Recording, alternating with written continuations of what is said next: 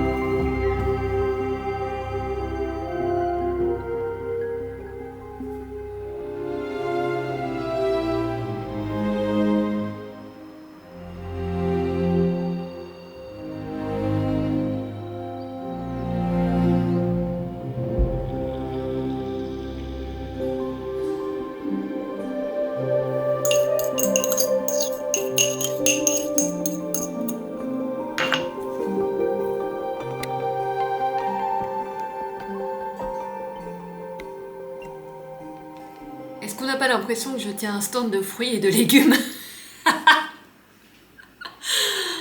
Non, je voulais vous partager qu'en fait, ce matin, on m'a donné 2 grosses papayes et des tomates énormes. Elles sont encore vertes, elles ont besoin de mûrir, mais elles sont super bonnes en tout cas déjà.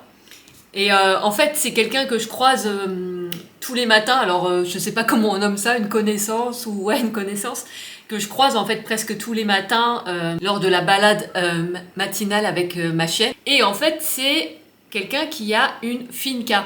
Donc une finca, ici, on pourrait dire que en fait, ça correspond à un terrain agricole. Après, on n'est pas obligé de faire de l'agriculture pour prendre une finca. N'importe qui peut acheter une finca. Mais souvent, ça désigne des terrains agricoles. Et d'ailleurs, c'est dans des fincas souvent qu'il y a les bananeraies, en fait, tous les champs de bananes. Bref, il était agriculteur et il m'a donné ces incroyables papayes et tomates qui sont vraiment énormes. Et alors la papaye, il va falloir que je trouve une recette un peu chouette. Alors si vous avez des recettes avec de la papaye, pourquoi pas? Parce que je suis pas très fan de la papaye à manger nature comme ça. Donc voilà, il va falloir que je vois en fait pour essayer peut-être de mettre ça dans un smoothie. Je pense que ça peut être pas mal. Voilà, encore des cadeaux. Tadam!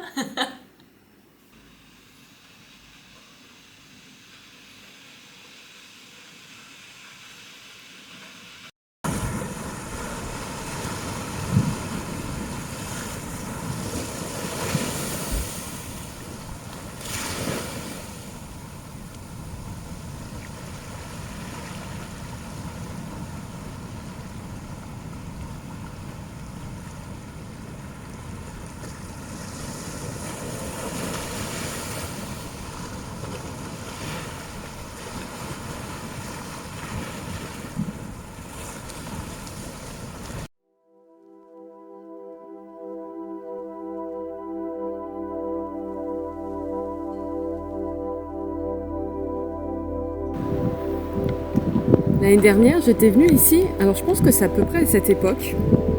En tout cas, ça devrait être plus vert ou plus rouge que ça, parce qu'on est quand même presque mi-février. Et je vais vous remettre des images. J'avais fait des photos ici, il y avait les herbes rouges. Et là, il n'y a plus rien. Mais il n'y a vraiment plus rien du tout. C'est-à-dire que je pense même pas que ça va repousser. Là, il y a vraiment... Ouais, c'est triste. Parce que peut-être qu'il n'a pas assez plu. Donc je sais pas si c'est parce qu'il n'a pas assez plu ou s'il s'est passé autre chose, mais il n'y a plus rien. Il n'y a plus rien. Toutes les belles plantes rouges qu'il y avait, il n'y a plus rien. Et je vais vous montrer un coin aussi que j'aimais bien, où il y avait plein de fleurs. Je vais vous remettre des images parce qu'elles étaient magnifiques. Et c'est pareil pour l'instant, elles n'ont pas l'air du tout de pousser. Et je ne sais pas si elles vont pousser parce que normalement, c'était en février-mars que j'étais venue ici. Et ça, enfin, il y en avait partout quoi. Et là, il n'y a plus rien.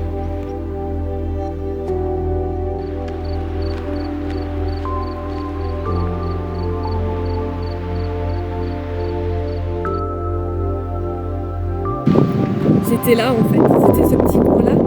Il y avait plein de ces petites fleurs qu'on appelle ficoïdes glaciales, qui sont comestibles d'ailleurs.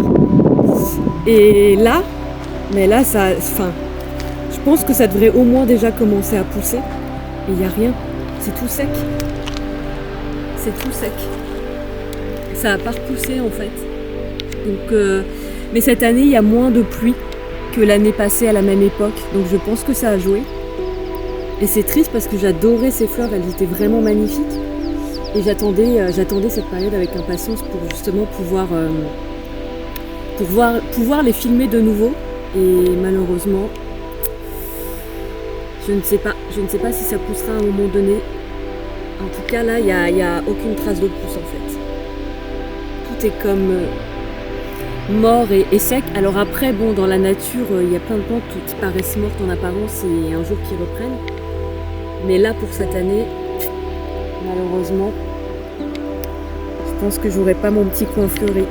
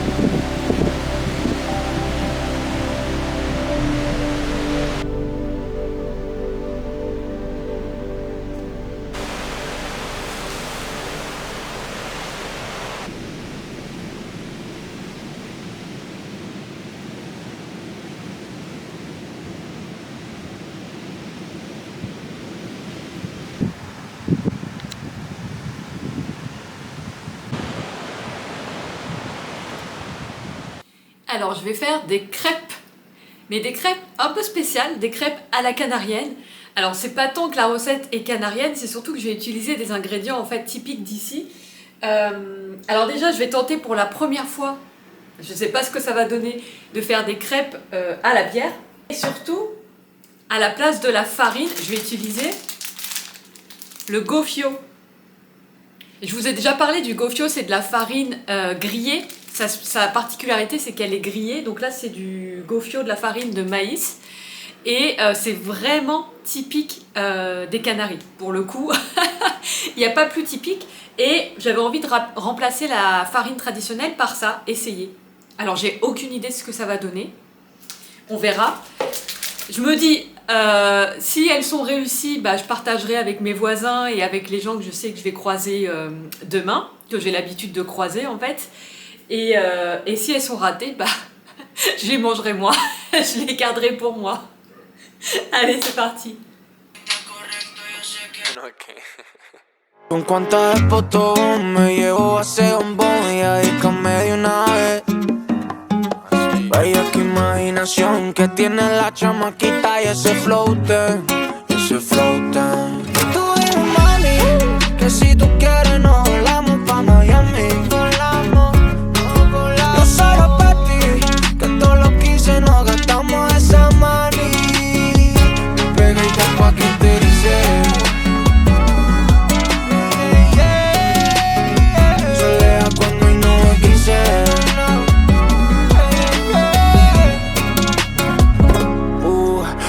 Ni atrévete, préndete a los TNT. Cara de diablo la bandida, pero ese culo me da fe. Tú en la lista de espera y ella en el cel. Dice que le llegue, que se me vaya otra vez. Dale pa' vernos, tengo el cuarito de aquel dito menos. Vamos a perro negro pa' peleármela bien bueno. ¿Qué hacemos en la casa? Ah, ça colle. Non, pas de poil à crêpe.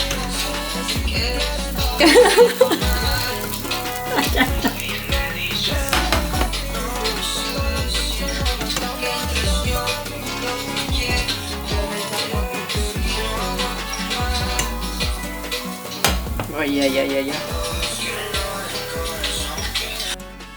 Alors, beaucoup plus tard, on en est où de ces crêpes? Bon, ça va. Forcément, elles sont un peu plus foncées de par la composition entre la farine grillée, le lait d'avoine, elles sont un peu plus foncées.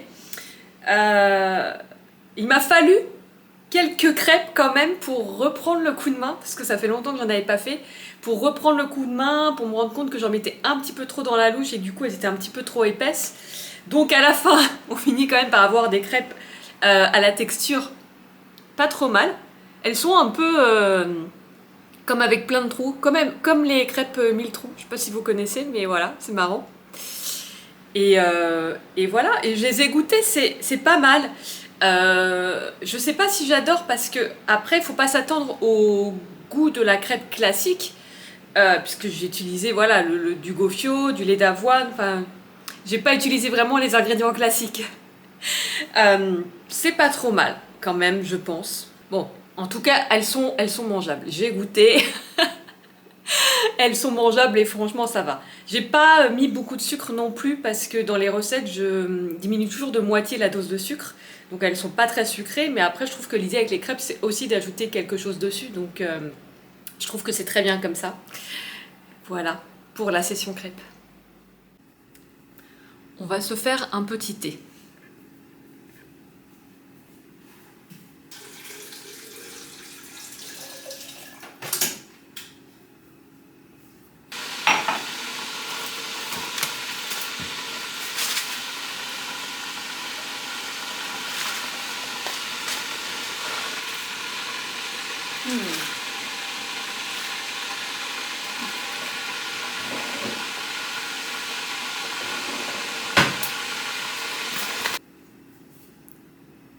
Bon, cette dernière semaine, ça n'a pas été la plus productive. Et justement, je voulais vous en parler parce que je pense que c'est important.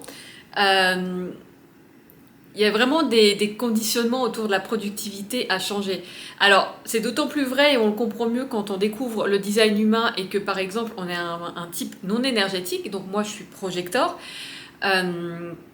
Et c'est vrai que c'est pas qu'on n'a pas d'énergie, c'est juste qu'on a une énergie qui va fonctionner différemment.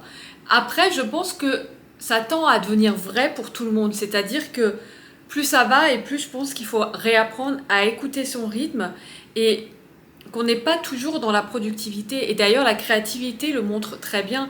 Et c'est vrai que cette dernière semaine, j'ai eu 2-3 jours où j'ai eu comme un début d'état grippal, mais en fait, ça tourne jamais vraiment en grippe. Je pense que c'était plutôt une mise à jour énergétique, quelque chose comme ça. Enfin bref, mais par contre, j'étais vraiment extrêmement fatiguée et j'avais aussi ce sentiment de n'avoir rien envie de faire, sans envie en fait. Et ça, dans les 64 clés génétiques, si tu as la clé numéro 1 qui est active, eh bien tu peux avoir ces phases-là qui sont des phases qu'on appelle d'entropie. En fait, c'est vraiment une baisse d'énergie, mais même globalement une baisse de tout. Donc on a envie de rien, on n'a pas d'énergie.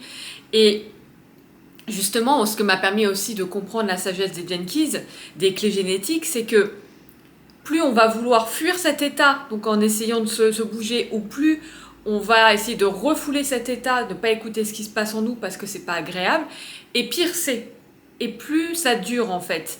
Et c'est très en lien avec la créativité parce que les phases justement créatives ont ce moment où il n'y a plus rien en fait. Et c'est important du coup d'accepter ça et de ne pas être en résistance avec ça parce que c'est de là aussi d'où vient beaucoup de souffrance, de dépression, etc. Donc c'est pas que ça, mais ça joue vraiment un rôle parce que pendant 2 jours j'ai eu l'impression d'avoir cet état-là en fait de déprime, avoir rien envie de faire, mais ça sortait de nulle part. C'est-à-dire que je comprenais pas vraiment pourquoi, mais il y avait vraiment comme un effondrement d'énergie. Et c'est vrai que le fait de connaître mes clés génétiques, ça me permet de me souvenir aussi que c'est important de se laisser traverser par cet état, même si c'est pas agréable, même si c'est flippant, parce qu'on se dit mais si je retrouve jamais l'envie de faire quoi que ce soit, c'est super flippant. Mais de faire confiance, de se laisser traverser, et je pense qu'ainsi du coup ça dure aussi moins longtemps. Et donc c'est aussi ce que j'ai essayé de faire, d'accueillir en me disant ok, 1 jour, 2 jours, 3 jours, bon ok, et puis d'un seul coup c'est remonté tout seul en fait. Et par rapport à la productivité, ce que je disais aussi, c'est que ça dépend ce qu'on met derrière la notion de travail. Par exemple, quand on étudie un nouveau sujet ou autre, on travaille déjà quelque part, sauf qu'on est dans la phase où on est en train d'étudier, on est en train d'apprendre, ou bien on va être en train d'expérimenter. Et puis après, il va y avoir la phase de création, qui est encore une autre phase. Donc au final, je pense que c'est à revoir aussi ce qu'on met derrière le travail, ce qu'on met derrière la productivité. Il y a des phases, quand on étudie, quand on est en train d'apprendre, on n'est pas forcément productif en tant que tel, on ne produit rien, on crée rien à ce moment-là, puisqu'on est en train d'apprendre. Et en tant que projecteur aussi, le fonctionnement est différent de celui dans lequel on nous a conditionnés. C'est-à-dire qu'on va avoir des phases où on va justement beaucoup moins faire, et puis quand on va se mettre à faire, on va être hyper efficace. Un projecteur, par exemple, n'est pas dans la productivité, mais plutôt dans l'efficacité. Donc le truc, c'est que si à cause justement des conditionnements, du fait on doit travailler tous les jours, du lundi au vendredi, etc., on se force à être productif chaque jour, c'est contre-productif justement. Ça marche pas dans le sens où un projecteur, alors là c'est vraiment typiquement pour le projecteur, lui est dans l'efficacité. C'est-à-dire qu'on est capable de faire par exemple en 1 semaine ce qu'on aurait pu faire en 2 mois, mais en se forçant chaque jour à le faire. Si on attend justement, entre guillemets, ce moment d'efficacité, ce moment où l'énergie est là, ce moment où créer, par exemple, le moment de création est là. Et ça demande en fait vraiment d'apprendre à s'écouter avec discernement, pour pas que ça soit la peur qui soit en train de nous faire procrastiner ou je ne sais quoi, donc avec beaucoup de discernement. Et puis, petit à petit, de remarquer comment on fonctionne, de voir, ah oui, effectivement, quand je suis dans cette phase-là, je suis beaucoup plus efficace. Et quand je me force à produire à des moments où je n'ai pas l'énergie, je vois bien que ça ne marche pas. Et puis c'est ça en fait aussi, c'est d'expérimenter, d'essayer, et puis d'observer, et d'en tirer ses conclusions, mais tout en sortant des conditionnements qui nous ont enfermés justement dans une manière de faire qui probablement nous correspond pas, voire ne correspond à personne. Je ne sais même pas si ça correspond à quelqu'un, parce que même les types énergétiques, je pense que il y a un rythme aussi quand même. Alors encore plus en tant que femme, on a des cycles, on a des rythmes, et le rythme de la créativité, il est pareil même pour les types énergétiques, c'est-à-dire qu'ils ne vont pas non plus être toujours en création, parce que le but de la créativité, c'est pas d'être toujours en création. C'est d'avoir ces phases où on va avoir l'inspiration, c'est d'avoir ces phases où il va rien avoir, justement, qui font partie aussi du processus créatif. Et encore une fois, tu peux vivre ça encore plus fort quand tu as la clé numéro 1 active dans ton design humain. Donc voilà, je pense que c'est vraiment quelque chose... juste voilà, de poser l'intention effectivement de se défaire en fait des programmes et des façons de faire qui ne sont pas à nous, pour revenir à soi et revenir à ok, moi comment je fonctionne le mieux, qu'est-ce qui est le plus efficace pour moi en fait, qu'est-ce qui est vraiment le plus productif pour moi. Et ça se trouve, le plus productif pour moi, ça va être pendant une semaine de ne rien faire, puis après la semaine suivante je vais avoir retrouvé une certaine énergie et là je vais être hyper efficace, mais toujours avec beaucoup de discernement de ce qui se joue en nous. Mais pour moi, on a vraiment quelque chose à retrouver par rapport à notre rythme, à nous, par rapport au rythme des cycles et par rapport aux rythmes qui nous ont été imposés, mais qui ne nous correspondent pas en réalité. Et dans lesquels on peut se sentir encore souvent enfermé, en se disant, sinon on peut ressentir la culpabilité, je devrais être en train de travailler ou de produire ou de faire ci ou de faire ça, mais on n'est pas des robots. On n'est pas là pour produire toute la journée en fait, et on n'est pas là pour produire tous les jours. Donc c'est aussi d'accepter que il y aura des jours improductifs, il y aura des semaines improductives, et c'est ok. Donc n'hésitez pas à me dire peut-être en commentaire comment ça résonne pour vous, selon aussi votre type en design humain, comment ça vous parle, etc. Et puis on continue.